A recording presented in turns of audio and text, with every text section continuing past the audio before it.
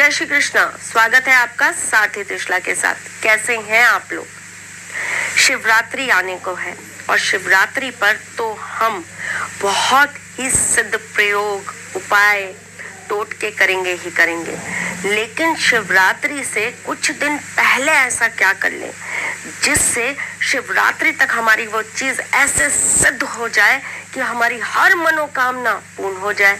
भोलेनाथ का ऐसा आशीर्वाद हमें मिल जाए कि हम उस रात्रि पर जब उस चीज का प्रयोग करें तो वो चीज हमारे लिए हमारे सारे कष्टों को हरने का एकमात्र उपाय बन जाए।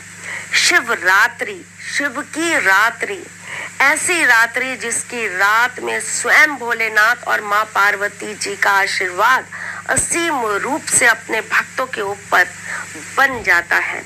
मन मांगी हर मुराद पूरी हो जाती है। हर मनोकामना सिद्ध होने की एकमात्र रात्रि है। भोलेनाथ को मनाने की एकमात्र रात्रि है।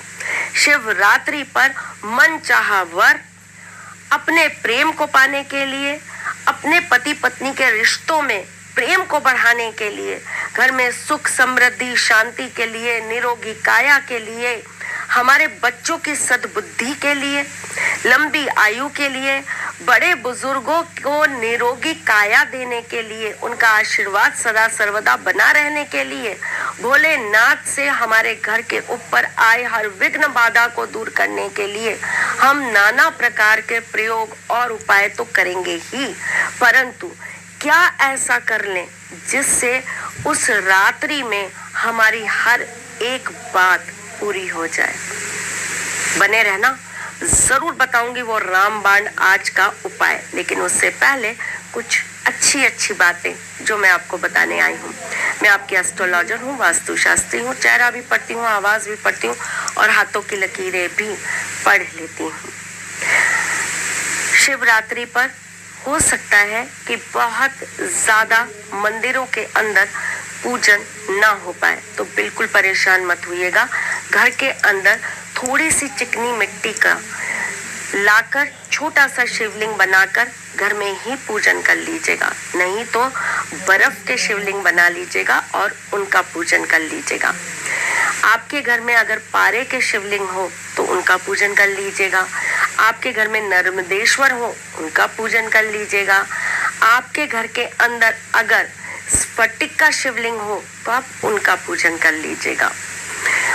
शिवरात्रि के दिन वैसे तो शिव जी को बहुत नाना प्रकार की चीजें चढ़ाई जाती हैं, परंतु इस बार एक विशेष चीज का जरूर आप पहले से इंतजाम करके रखिएगा और वो चीज है शमी के पत्र। इस बार शमी के पत्र शिवलिंग पर जरूर चढ़ाइएगा। इससे आपकी पूजा को बल मिलेगा और आपकी हर पूजा करी हुई सिद्ध हो जाएगी। शिवरात्रि के पूजन से पहले आप जरूर ये ध्यान रखिएगा कि आप किसी सिद्ध शिव मंदिर में जाकर जरूर वहां से शिव जी के ऊपर चढ़ा हुआ थोड़ा सा जल लाकर अपने घर में रख लीजिएगा। ऐसा करने से घर का वातावरण शुद्ध हो जाता है, घर का ऑरा प्योर हो जाता है और साथ साथ में जब आप अपने घर के अंदर शिवरात्रि का पूजन करेंगे तो वो पूजन सिद्ध भी हो जाता है। चलिए भाई, ये तो बहुत छोटी छोटी चीजें थी जो मैं आपको बताने चली आई हूँ। वैसे तो हर मास में शिवरात्रि आती है और हर मास की त्रयोदशी को शिवरात्रि मनाई जाती है, परंतु इस मास आने वाली शिवरात्रि बहुत विशेष होती है और ये महाशिवरात्रि के रूप में मनाई जाती है। 4 पहर की पूजा करी जाती है। वैसे तो 24 घंटे शिवरात्रि की पूजा की जाती है, परंतु ये 4 पहर की पूजा बहुत विशेष रूप से की जाती है और इसको करने का अपना ही अलग अलग फल प्राप्त होता है।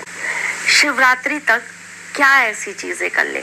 अभी तो समय है, शिवरात्रि आने में अभी आपके पास समय है, तो आप कोशिश करिए कि आप 11,000 ओम नमः शिवाय के जाप शिवरात्रि की रात्रि तक समाप्त कर लें। अगर आप कर सकते हैं तो 11,000 महामृत्युंजय पूरे कर लीजिए। अगर आप नहीं कर सकते हैं तो अति सूक्ष्म ओम जूम सह, ये वाला महामृत्युंजय मंत्र अति सूक्ष्म मंत्र है, इसे आप सिद्ध कर लीजिए। आपके ऊपर है, आप 11,000 कर सकते हैं, आप 51,000 कर सकते हैं, आप 31,000 कर सकते हैं। जितना ज्यादा आप करेंगे शिवरात्रि की पूजा को, उतना ज्यादा बल प्राप्त होगा। चलिए, एक और बहुत विशेष उपाय जो मैं आज आपको बताने आई हूँ, वो उठाइए कॉपी पेन और लिख लीजिए। आपको क्या करना है, आपको कल ही एक सफेद और एक पीले रंग का धागा ले लेना है। उसमें आपको 21 गांठ लगानी है ओम नमः शिवाय बोलकर। उसके बीच में आपको एक पुराना तांबे का सिक्का छेद करके डाल देना है। उसे आपको शिवलिंग के ऊपर रखकर 11 बार ओम नमः शिवाय का जाप करना है। उसके बाद आप उसे अपने घर के मंदिर में रखिए और शिवरात्रि तक रोजाना कम से कम 11 माला जाप करिए। जिस दिन आप शिवरात्रि का पूजन करेंगे, उस दिन शिवलिंग के ऊपर जाकर ये बांध दीजिएगा और उसके बाद आप शिव जी के ऊपर अभिषेक कीजिएगा। अपनी मनोवांछित इच्छा भोलेनाथ को बोल आइएगा। यकीन मानिए, आपकी मनोवांछित इच्छा जरूर पूर्ण होगी। और आपका ये एक उपाय, मुझे नहीं पता आपको जीवन में क्या चाहिए, लेकिन वो दिलवाने का आशीर्वाद भोलेनाथ से और माँ पार्वती जी से जरूर दिलवा देंगे। चलिए जी, आज के लिए बस इतना ही बताने आई थी। फिर आऊंगी कुछ नया, कुछ अलग, कुछ अद्भुत बताने, शिवरात्रि को लेकर बहुत सारी बातें बताने। तब तक के लिए मुस्कुराते रहिए।